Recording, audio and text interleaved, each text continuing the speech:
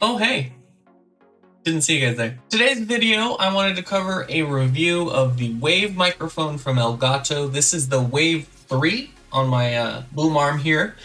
Wanted to give you my initial review of the microphone, how it sounds, how it works, and give you guys an idea if it's worth trying to pick up as 2020 winds down here. Let's jump into this one and check it out.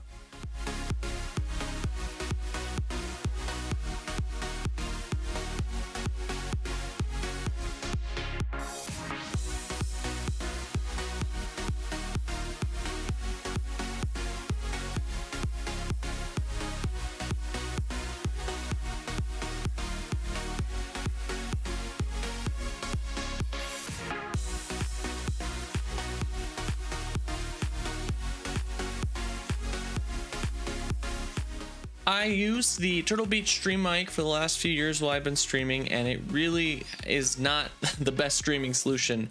I was really excited when Elgato announced that they were coming out with a stream mic. It was kind of teased a couple of times over the past year, finally launched earlier this year. Came with some pretty premium features. A Lewitt audio condenser is included in this microphone to give you some premium audio components, in addition to some functionality that's awesome for streamers. So if you're looking for a first-time USB mic, obviously there are certainly still bigger and better options with sound mixers and XLR microphones, or the Go XLR, but as far as an entry-level USB microphone, it doesn't get much better than this. So the things I want to cover today are going to be the quality, they're going to be the functionality, and then we'll give you an overall review score. Kind of keep it simple and straightforward in this review. So again, this is the Wave 3 microphone that I've got here. I actually pick up the included pop filter on the front there, as well as the shock mount that it's on my boom arm here to give it a little bit of shock resistance. So you can see the shock mount there and the pop filter in the front here. Mounts easily on a boom arm,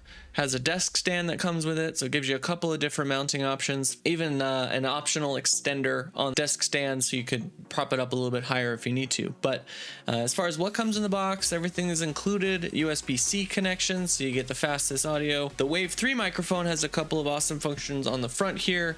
It's got the big old dial that you can use to turn the monitoring up and down. You can now also, with the software update, use that to change your gain as well, which makes it really great for on-the-fly adjustments. One of my favorite features is right on the top is just a touch mute button.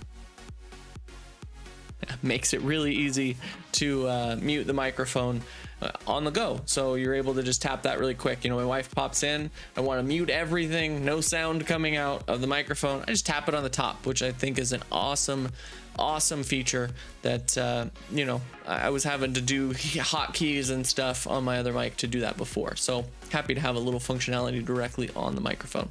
So to summarize the quality, we just talked about a lot of the features on the outside. I would definitely give it an 8 out of 10. Now, the reason it's down a little bit is there were more plastic components on the microphone itself than I was expecting. I was expecting a lot more metal for a $150+ price point, but there is still a ton of great construction. There is that Lewitt audio cardioid in there, which is a great audio component. So it is high quality, but you know, to try and keep the cost down, they did chintz in a few places.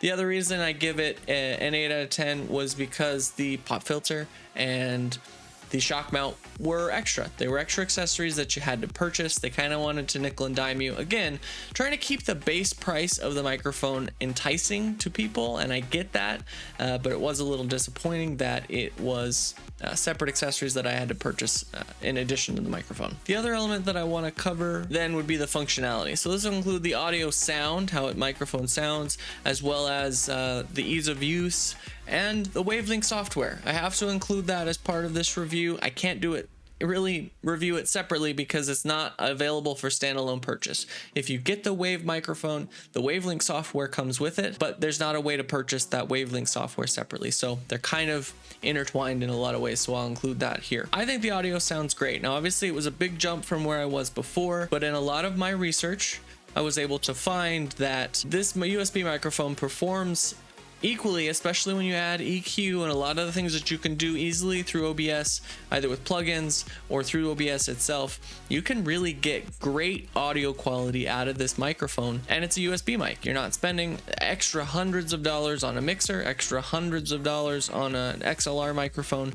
So as far as the audio quality, it can definitely compete with the best microphones. If you want any more in-depth comparisons to maybe some more expensive microphones, I don't have that capability here. There's tons of great YouTube videos out there. I'd recommend checking out Harris Heller's video. He did a comparison. I'll link it up here. You can check that video out where he has an audio technician compare the sounds of the USB Elgato mic to Blue microphone that's an XLR. So I'll get that linked there and you guys can check that out. But ultimately, I feel like it really has upped my stream quality. It's really a great sounding microphone, but it was really easy to use. That's the part that I really wanted to emphasize, is the Wavelink software was both straightforward and really simple. If you wanted to just do the bare bones, just get the microphone plugged in and working, very easy to do that.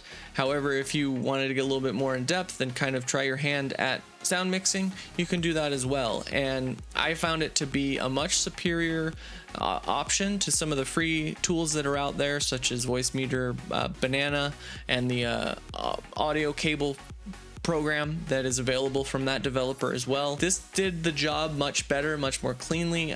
You know, I don't have audio bugs. You know, sometimes I would turn on my computer and my audio would be all garbled. I'd have to reset Voicemeeter. Wavelink is a more polished, clean product. It also gives you more of those virtual audio cables, which gives you a ton of control. Again, another video on setting up the Wavelink software that I put together here. You can check out how I have that set up, and why I really like those virtual cables is because it gives me just a ton of great control over where my audio is going, so that I don't have things in places that I don't want it to be, which is pretty great. So for ease of use, I would give this a 9 out of 10. You know, it's not perfect. The fact that can't change the stream output to, say, a second device, right? Maybe you want to use your headset and your speakers as your two output devices, but not use the stream output. That's kind of lacking in the software. I have heard that they're working on an update to add a third, you know, output so you can have a little bit more control, but it's not there yet, unfortunately. 9 out of 10, not perfect, but pretty great. We'll summarize with the overall score here on the screen. We've got an 8 for the quality. We've got a 9 for the ease of use and the performance of the microphone. Overall quality there is going to be an 8.5. My math is right. It'll be on the screen if it's wrong. And I can say that I would recommend picking up this microphone. If you can get a Wave 1 or a Wave 3 and you're just starting off streaming, I would recommend it. This does appear to be the superior USB microphone entry level on the market right now. I would recommend picking one up if you get a chance. They have been selling out quickly, so keep that in mind as Christmas comes up. Gift ideas for the streamer in your life, or hey, streamers, hit up your family, have them watch in that Elgato store and see if they can't pick one up for you. Hope it was helpful to let you know my thoughts on the Elgato microphone. I plan on using it for the foreseeable future, you know, unless the channel blows up and I'm able to pick up a bunch of high-end audio equipment. This is what I'm going to be using for now, especially as I still kind of hone my skills on audio mixing and some of those things. I don't necessarily want to buy a $500 microphone when my audio mixing skills are not going to make it sound great. If you'd like to see what the microphone sounds like live, you can come by my Twitch streams. I do stream every Monday, Wednesday, Friday, twitch.tv/Spartan117echo.